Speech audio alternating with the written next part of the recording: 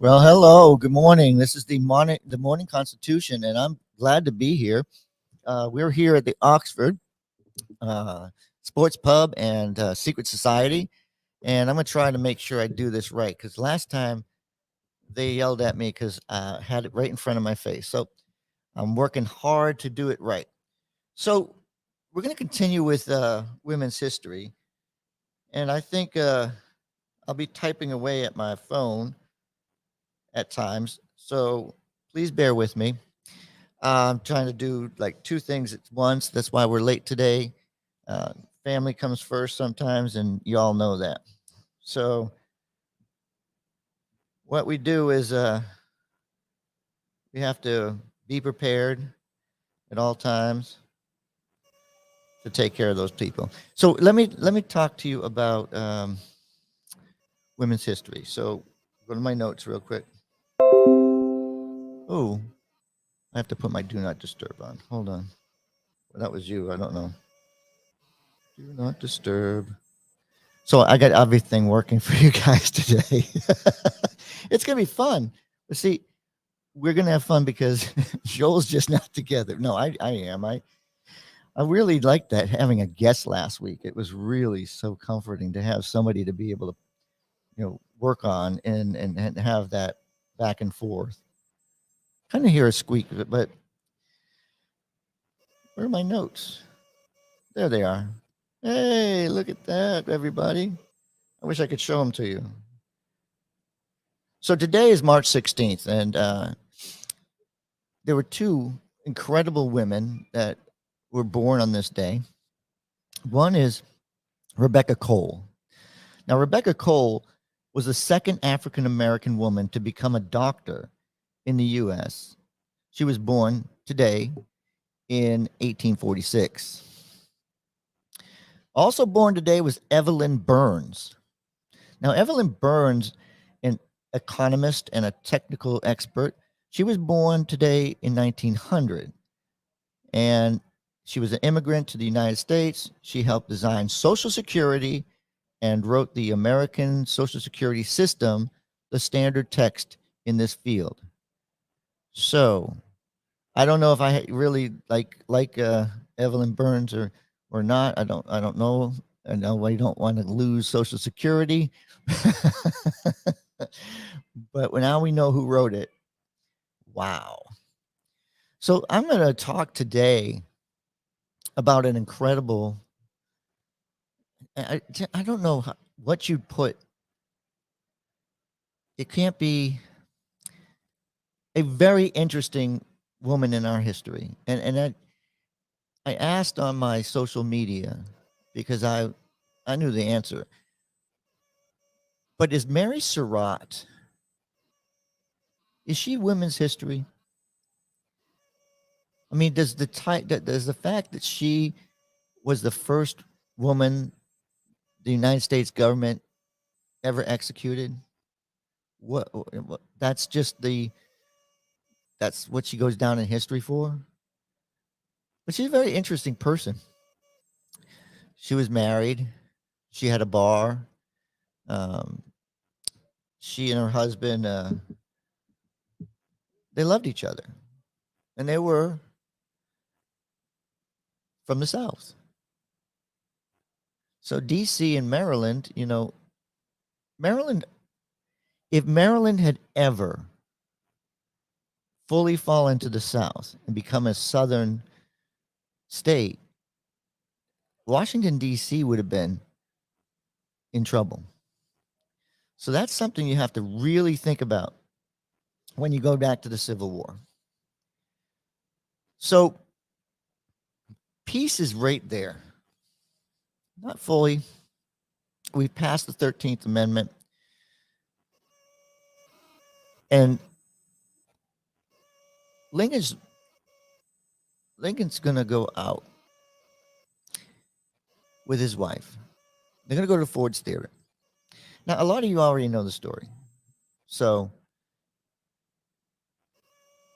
what we get is, and I'm hesitating because I'm really trying to be really pinpoint what you're going to want to hear. So Mary Surratt is the mother to John Surratt. John Surratt meets John Wilkes Booth. John Wilkes Booth and John Surratt, John allegedly have met here in her bed and breakfast. Now she's made it. It's more we call it bread and breakfast. It's a boarding house. So she's boarding all of these people that are in this conspiracy. So what did they plot in her place? Well, how they plotted what they plotted was to kill 3 people. Now we know they killed one, but the whole thing was they had planned on killing Abraham Lincoln, Sewell, I think his name is. He was the Secretary of State, and Andrew Johnson, because he was the vice president. And if I said his name wrong, I'm nervous talking about this subject. My goodness, I don't understand. It's like I love this subject. You know, I can always remember the date that it happened. It happened on April 14th. The reason I can remember that is my daughter's birthday, and she's like, "That's a horrible thing you say, Dad." So, and so I wrote this note. An alleged member of Abraham Lincoln assassination conspiracy, Mary Surratt had the dubious distinction of being the first woman executed by the United States government. Born Mary Jenkins in 1820 in Waterloo, Maryland, she was hung for treason in July 1865 after being tried and convicted for her role in the plot. A plot prosecutors argued was hatched in her Washington, D.C. boarding house. She was tried and convicted by a military commission. Mary Surratt was hanged on July 7th of 1865. So I wrote that out specifically to highlight the fact they wanted flesh. They being the Secretary of War, wanted people to pay. Now, John Wilkes Booth doesn't get the honor of being hung or anything else because he's shot in the barn that's burning. So they set the barn on fire to try to get them out, and still one of the people going to get him shoots him. So he's dead. You can't do anything with him. But we got to send a message. So that message is going to come by gathering this group of people. And when they gather these people, they can't find John Surratt. John Surratt has fled to Canada. Why do I mention John so much? John is an actual friend. He's an actual associate of John Wilkes Booth. He's the reason that John was in that boarding house at all. And John Wilkes Booth did not stay at that house. He visited that house frequently, and everybody knew. I mean, he's a what you would consider a star performer. He is on the stage. Everybody knows who he is. So how does this friendship begin? Because they're not in that class of people. So that was a curiosity. Now, John's sister, she's infatuated with John Wilkes Booth. It's just fascinating.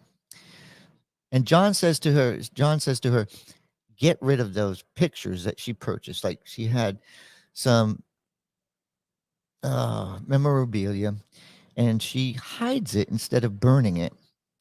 And when they find it, they had a shrine to John Wilkes Booth. You know, it wasn't really a shrine. It was a young girl absolutely flattered that this man would be in her house. So I bring that up to say, you get to the military commission, it's fixed. There is nothing going to happen in this. Nothing is going to happen in this that's not already planned. It's dead to rights. They're going to convict. So the entire time I think about this, I think, who defended her? Did somebody come up and say, I will do this defense? Because I've talked about John Adams defending the redcoats. And I mean, I've been very clear on that. So, and how it really impresses me, because that's how the law works. And that's really, is it going to affect you? So she gets she did get defended. She got defended by a young lawyer. I don't have his name right this second, but there's a young lawyer that comes forward, kind of forced by his partner. And he's like, I can't do this because I feel she's guilty. I think they're all guilty. And he says, it doesn't matter what you think. It's what's right. And the fact that she's going before a military tribunal is absolutely horrific. And that we should do everything in our power to defend her. So the lawyer's going to find out there's nothing he can do. I mean, he's a good lawyer, very good lawyer. And he's absolutely working every system he possibly can. Now, here's the stuff that we don't go into history. And I love history, and I want you to hear this part. So what happens? So Mary Surratt is convicted. Her attorney thinks very hard on who he can get to sign a stay of execution, because he wants to argue that she shouldn't be in a military tribunal. Civilians shouldn't be tried by the military. And the person he goes to, God, I wish I'd written these notes, but he signs off on it, and he's an actual appointment. So is a friend of Abraham Lincoln. He's a friend of Abraham Lincoln, but he takes the guts to sign off on that stay of execution. So why then does she get killed? That's what you must be asking. So she died because the president of the United States, Andrew Johnson, said, F this. Hell no.